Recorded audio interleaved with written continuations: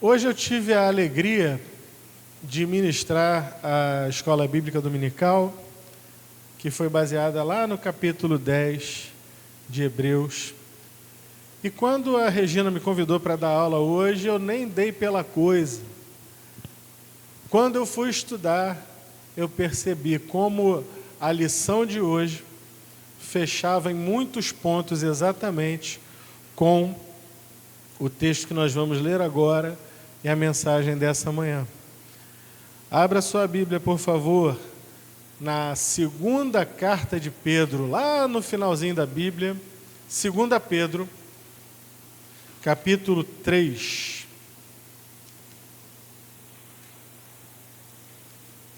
A partir do verso 14.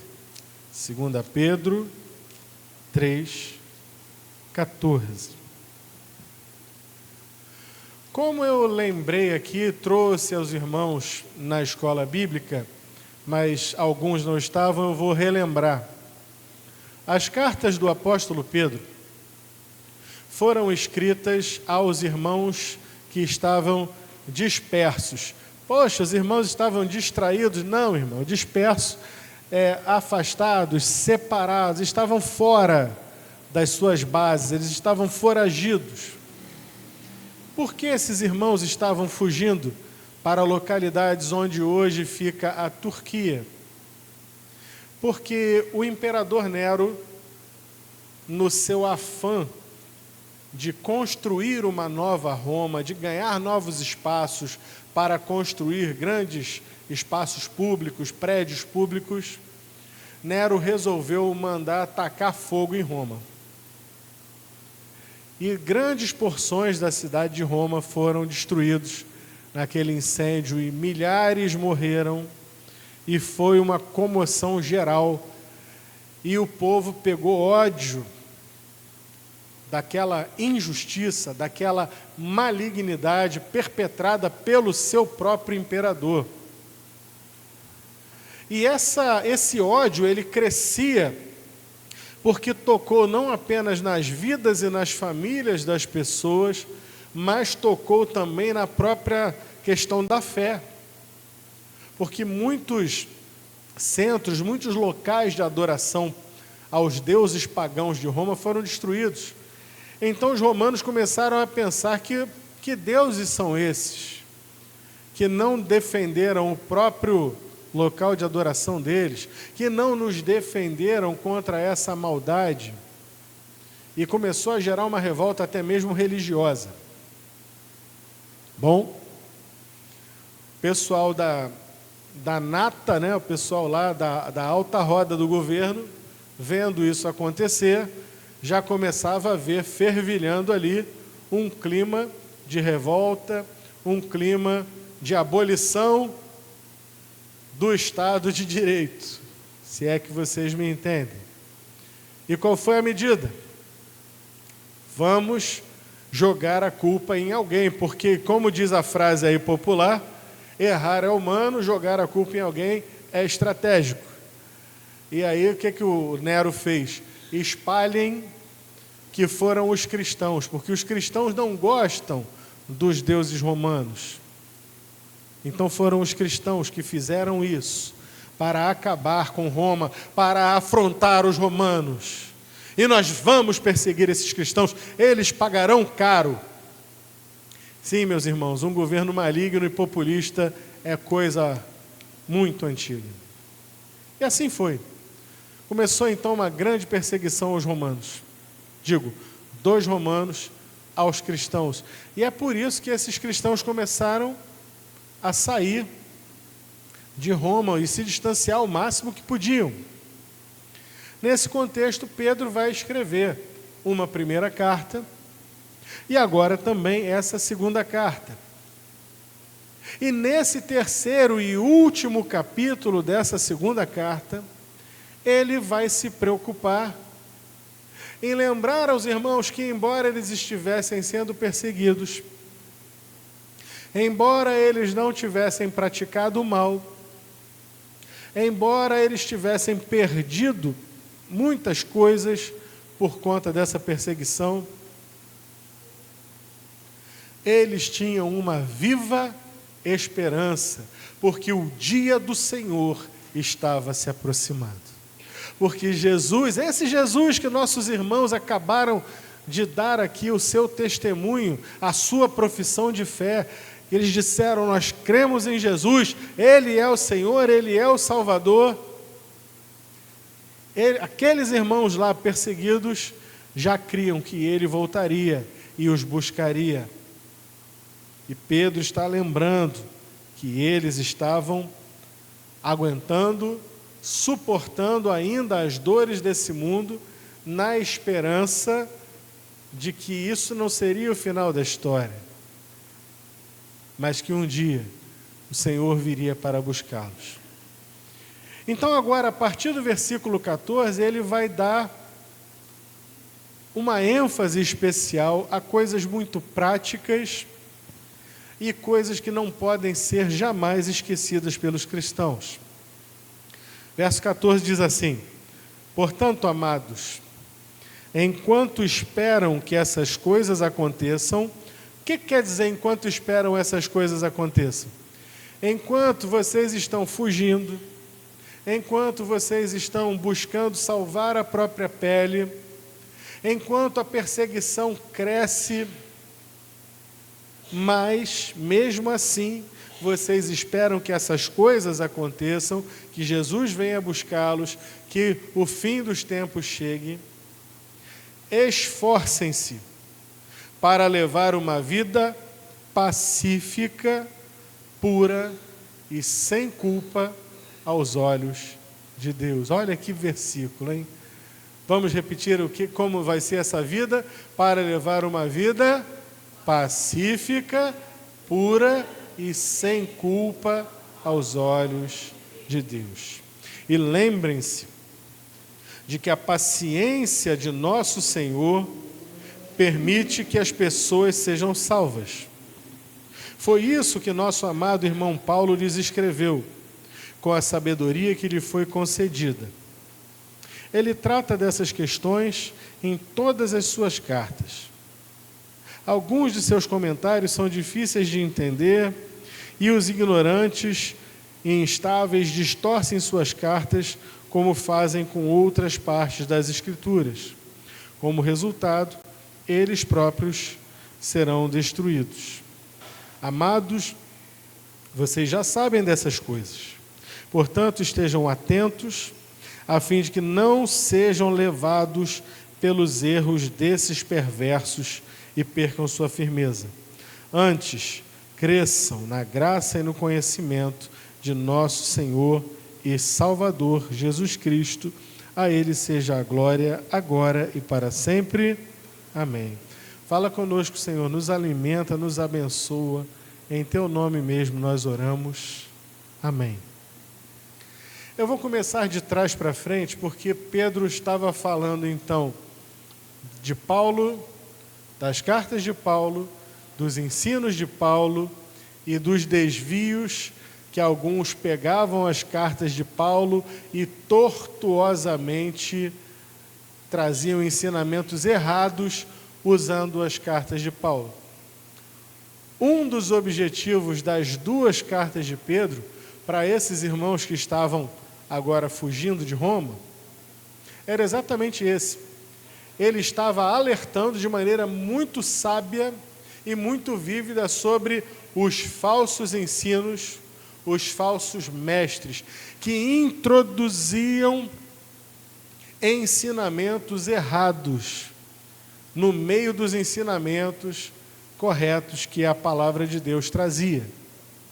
Não sei se os irmãos observaram ou repararam, quando ele diz, no versículo 16, que os ignorantes distorceram as cartas de Paulo, como fazem com outras partes da Escritura.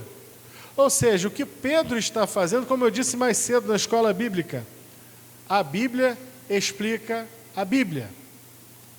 Pedro está chamando as cartas de Paulo de Escritura, está colocando, olha ali, no mesmo patamar, os escritos já do Novo Testamento, do apóstolo Paulo, com as Escrituras, tanto com os escritos de Moisés, como os profetas. Tudo isso está colocado por Pedro, que era o líder dos apóstolos, como as demais Escrituras. Então vejam, o Novo Testamento ganha aqui, aos olhos de Pedro e pelo seu ensinamento, força escriturística, força de palavra de Deus e não apenas opinião de Paulo, ou opinião de Pedro, ou opinião de João, ou de Lucas, ou de quem quer que seja. Isso é importante nós termos em mente.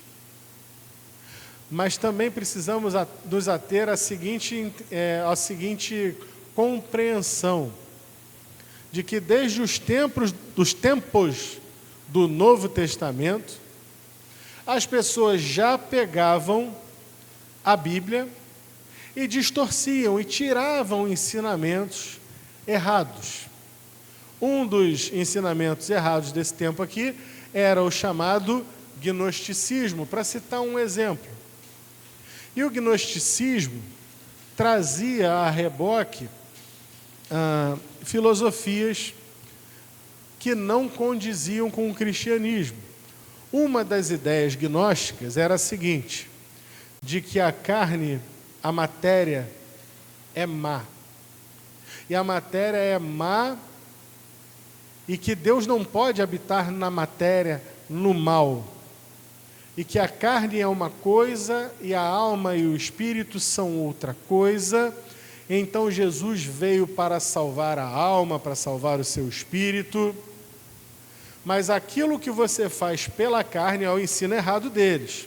Aquilo que você faz pela carne, que pode ser considerado pecado, diziam eles, que não tinha nada de mais não. Porque a carne vai morrer, porque a carne vai virar pó. Então tudo que você vai fazer com a carne, não tem problema, você pode se prostituir, você pode fazer mal ao seu próprio corpo, não tem problema, mas aí vem, a Bíblia ensina, mas tudo que fazemos não é pela carne. E Paulo vai ensinar, por exemplo, tudo que nós temos que fazer, até o comer e o beber, sejam para o Senhor. Tudo que nós fazemos seja para o Senhor.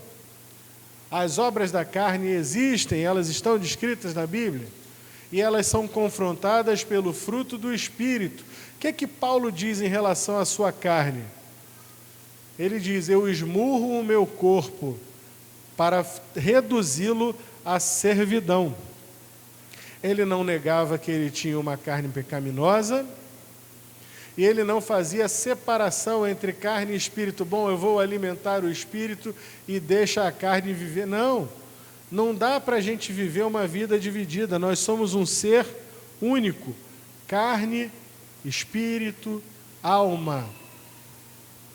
Diz lá desde do Gênesis, quando o Senhor fez o homem do pó da terra, ele moldou o seu corpo, e depois ele soprou o seu espírito, o ruach, o Espírito de Deus, fez o corpo com as suas mãos, soprou o seu espírito, então já temos aqui corpo, temos espírito, e o texto continua dizendo, e então o homem foi feito alma vivente. Nós somos um ser único, temos 3 partes, mas somos um ser único. Não dá para o corpo viver uma vida de pecado e o espírito querer dizer que é santo, que vai para Deus. Não existe isso. A Bíblia vai dizer muito pelo contrário, que nós temos de refrear os instintos malignos e pecaminosos da carne. Vivei pelo Espírito e não satisfareis as concupiscências da carne. Está escrito. Então, isso que Pedro está dizendo aqui no final. Agora, voltando para o começo aqui, essa primeira exortação que ele fala, que diz aqui que é uma exortação à devoção. Enquanto nós esperamos pelo dia do Senhor, enquanto nós esperamos por aquele grande dia em que o Senhor virá e que todo olho verá, pois assim como o relâmpago que sai do Ocidente, no Oriente, se mostra até o Ocidente, assim há de ser a vinda do Filho do Homem, até que venha esse dia em que todo olho verá, até que venha esse dia em que aqueles que dormem em Jesus serão levantados dos seus túmulos e subirão. E nós, depois, os que estivermos vivos, também nos subiremos e nos encontraremos com Ele nos ares. E estaremos para sempre com o Senhor. Esse dia virá. Há uma promessa, aliás, há várias promessas, inclusive essa mesa que nós estamos olhando diante de nós, ela é uma promessa, ela é uma lembrança dessa promessa, porque o Senhor Jesus disse: fazei isto todas as vezes que comerdes e beberdes em meu nome, porque todas as vezes que comerdes esse pão e beberdes esse cálice, anunciais a morte do Senhor até que Ele venha. Um dia Ele virá, essa mesa aponta para essa vinda. Que faremos então até que Ele venha? Começamos lá no versículo 14. Enquanto esperamos, esforcem-se para levar uma vida pacífica, pura e sem culpa diante de Deus. Pacífica, pura e sem culpa. Uma vida pacífica. O cristão, ele não deve ser encrenqueiro. O cristão, ele não deve ser barraqueiro. O cristão, ele não deve ser o criador de caso, lá do lugar onde trabalha. Ele não deve ser aquele que todo mundo olha: não vou nem falar com aquilo ali não, porque aquilo ali é complicado, difícil. Você não transmite paz. Todo mundo aqui, eu tenho certeza que conhece um ou outro cristão que não é muito assim, pacífico. E o que me choca de verdade é ver líderes. Tem um aí famoso. Um pastor desse aí da televisão, da internet, desde o tempo da fitinha, da fita de vídeo, né? Que ele dizia assim: meus irmãos, eu sou sanguíneo, Deus me usa assim mesmo, sendo sanguíneo, eu faço, eu não sei o quê. Eu coçava a cabeça e eu lembrava lá de Mateus 11, 28 e 29. Aprendei de mim, que sou manso e humilde de coração, e encontrareis descanso para as vossas almas. Como que o sujeito sobe no púlpito e declara com a própria boca dele que ele é sanguíneo e quer se manter sanguíneo? Eu nasci assim, eu cresci assim, eu vivi assim, vou ser sempre assim, crente Gabriela. Não dá, meu irmão, para ser o crente Gabriela. Deixa Deus mudar o teu caráter, o seu jeito de ser. Veja, por exemplo, na Bíblia, já falei isso algumas vezes aqui, quando Jesus escolhe os seus 12, ele escolhe 2 irmãos. E 2 irmãos que eram conhecidos por um apelidinho, que era o seguinte: Boanerges. Um deles era João, Boanerges. O que é Boanerges? Filhos do trovão, cabeça quente, esquentadinho. Uma vez estavam lá entrando numa cidade de samaritanos, os samaritanos disseram assim: olha, a gente não quer vocês aqui não, vocês estão no caminho de Jerusalém, a gente não vai receber vocês não, volta lá pelo caminho de vocês. Rapidamente, João, Boanerges e alguns outros viram para o Senhor Jesus e dizem o quê? Senhor, quer que façamos descer fogo do céu sobre esses incircuncisos, sobre esses samaritanos? Resposta de Jesus: rapaz, vocês não sabem de que espírito vocês são. Anos depois, Jesus morre, ressuscita, sobe, desce o Espírito Santo, começa a igreja a crescer. E a palavra de Deus chega até Samaria. E alguns dos samaritanos começam a manifestar-se cheios do Espírito Santo. E eles mandam alguns apóstolos lá para ver como é que é aquilo. Quem estava lá no meio? João. Ele teve que ver que o Espírito Santo tinha enchido aqueles samaritanos. E eles impuseram as mãos sobre aqueles samaritanos. E o João, que começou a sua carreira cristã como Boanerges, termina conhecido por nós hoje como o apóstolo do quê? O apóstolo do amor. Já pensou se ele tivesse falado, eu sou Boanerges, e Deus me usa assim? Deus transformou o Boanerges, o filho do trovão, no apóstolo do amor. Teve outro também, teve um na Bíblia, lá no tempo do Egito ainda. E ele viu uma injustiça, e ele ficou indignado com aquela injustiça, e ele matou um egípcio. Matou. Era um assassino, um homicida. Como era o nome dele? Tempos depois que Moisés estava em Midian, que ele vê aquela sarça ardente, que ele é chamado por Deus, que ele vai ao faraó, ele vê as 10 pragas, ele sai com o povo do Egito, ele atravessa o Mar Vermelho, eles estão no deserto, parecem 3 sujeitos, Coré, Datã e Abirão. E dizem, vamos voltar para o Egito, esse Moisés trouxe a gente de lá para a gente morrer de fome nesse deserto, eu acho que a gente tem que pegar uma comissão, parecia até Batista, vamos pegar uma comissão aqui e vamos então ver quem quer voltar para o Egito, a gente volta para o Egito. Moisés, cabeça quente, homicida, puxou da espada e foi isso? Moisés se ajoelhou, rosto no pó, diante de Deus. E o texto dizia, sabe o quê? Naquele tempo, não havia sobre a face da terra varão mais manso do que Moisés.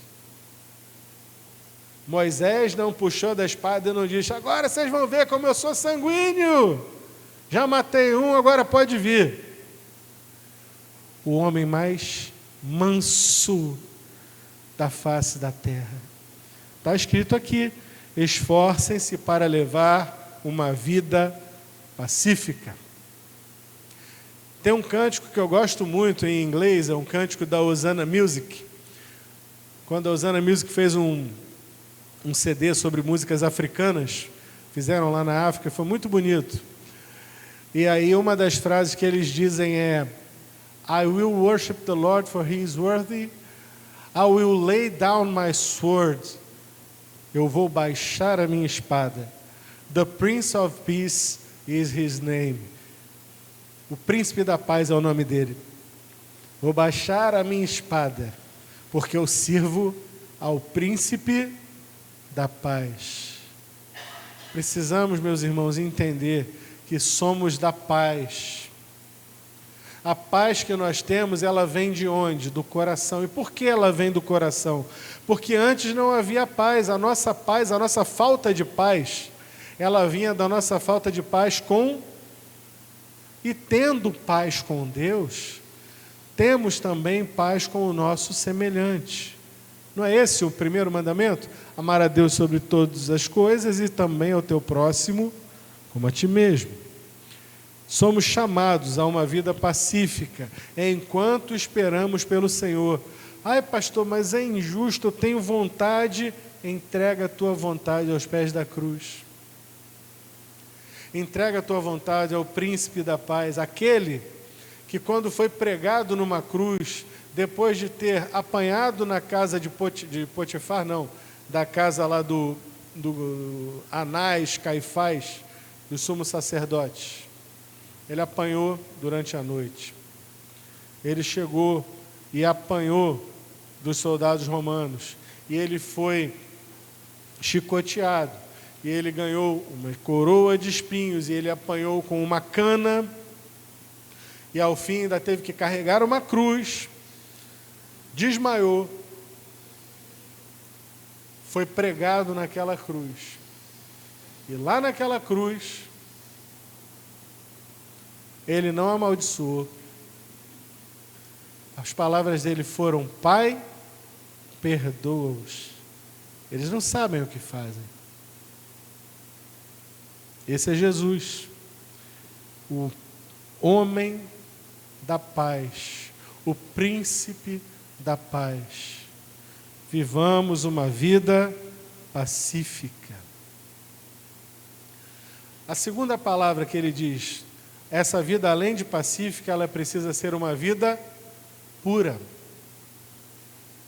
Eu não estou dizendo que você se converteu hoje de manhã e hoje à tarde você está completamente puro. Não, porque já disse alguém de uma maneira muito sábia que a salvação é Deus tirando você da lama.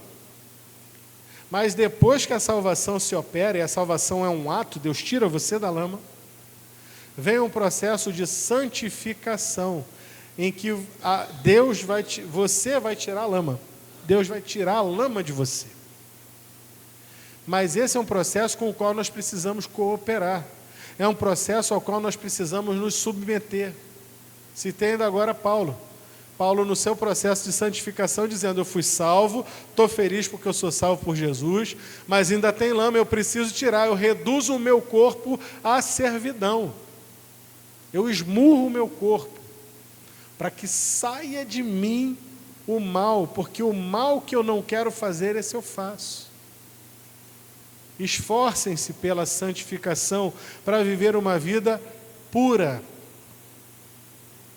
Há coisas muito práticas, muito tranquilas da gente entender. Sujeito que era viciado em pornografia, ele vai ter uma luta ainda com a pornografia? Provavelmente vai. Não por um dia, não por 2 dias, talvez por meses, talvez por anos, mas ele tem que se esforçar e confiar em Deus e depender do Senhor para purificar os seus olhos e a sua mente e entregar aquilo aos pés do Senhor, para que tenha uma vida pura. A mulher que era ninfomaníaca, que não conseguia se saciar com um homem, ela vai ter uma luta e ela vai precisar também se esforçar e entregar ao Senhor os seus desejos, as suas vontades. E tantos outros exemplos que nós poderíamos dar. A pessoa que era acostumada a dar uns jeitinhos para roubar, para conseguir umas vantagens indevidas, ela não pode viver no cinismo e dizer: mas isso é assim mesmo, todo mundo faz, eu não vou ser eu mais santo. Queria te lembrar: segui a paz com todos e a santificação, sem a qual ninguém verá a Deus. Então siga a santificação. Não é para você seguir a santificação para você ser o mais santinho aos olhos dos outros, mas é para você ser santo, como o vosso Pai é santo. Levar uma vida pacífica e uma vida pura. Olhos puros, uma mente pura, mãos que fazem o bem e não são usadas para praticar o mal. Qualquer criança já cantou isso, né? Cuidado, olhinho, o que vê, cuidado, mãozinha, o que toca. O Salvador do céu está... Vocês lembram, né? Pois é, o Salvador do céu está olhando para você. É preciso apresentar os nossos membros a Cristo, os nossos corpos a Cristo. E também, essa vida ela tem que ser pacífica, tem que ser uma vida pura e tem que ser uma vida sem culpa, não aos nossos olhos, mas aos olhos de Deus. Ah, pastor, mas como é que eu vou viver uma vida assim? Me parece impossível, porque eu olho certas coisas, eu desejo. Parabéns, você acabou de descobrir a concupiscência da carne, ela está lá, ela está viva. Lutero falou o seguinte: pensei que o velho homem havia morrido nas águas do batismo, mas descobri que o miserável sabe nadar. Foi Lutero que falou isso. A carne continua lá com as suas concupiscências, mas nós precisamos não simplesmente deixar de praticar, sublimar, sermos de uma linha estoica, né? Os estoicos, eles eram assim: não vou fazer, eu vou me conter e tal, porque eu posso. Pelo contrário, o cristão ele tem que reconhecer: não, eu não posso, mas eu entrego ao Senhor. Senhor, tem misericórdia, me dá mais graça. Pastor, como é que eu vou viver uma vida sem culpa aos olhos de Deus? Confiando em quem? Em Deus.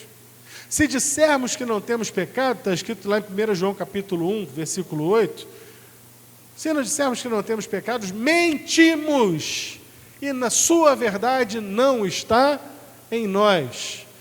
Mas 1 João capítulo 1, versículo 9 vai dizer que se confessarmos os nossos pecados, Ele é fiel e justo para nos perdoar os pecados e nos purificar de toda a injustiça.